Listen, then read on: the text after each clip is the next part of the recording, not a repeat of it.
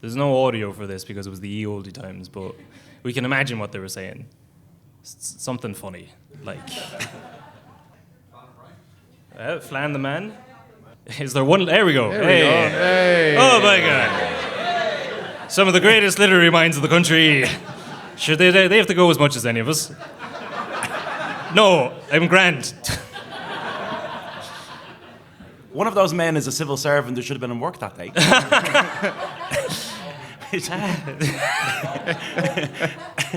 And another one is a dentist. Yeah.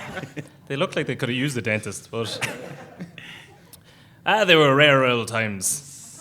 Well, I have a good quote here about Samuel Beckett that day. Samuel Beckett got outrageously drunk. They kept stopping for drinks along the way, and it was said that he was thrown off the bus for causing a rumpus. I'd say if they showed that footage, you wouldn't have much to hold up in court.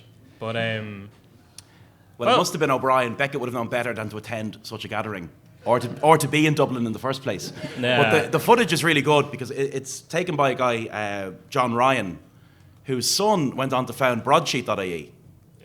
Yes. They've an interesting history. He was the editor of a magazine called Envoy.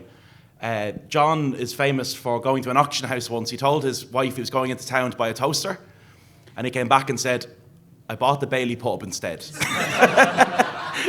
You know how it happens. He initiated this piss-up in honour of Joyce.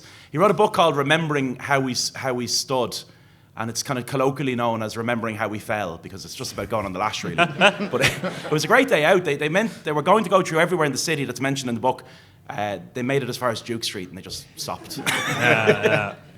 But it's like that old video of the Ronnie Drews walking tour yeah. of Dublin, and it's like, well, sure, we'll stop in here for a pint. Yeah. We'll have a couple of pints of Guinness along the way. There's a great one about Ronnie. He was sitting in Grogan's one day, and he'd been in the papers a week earlier saying, I'm off to drink.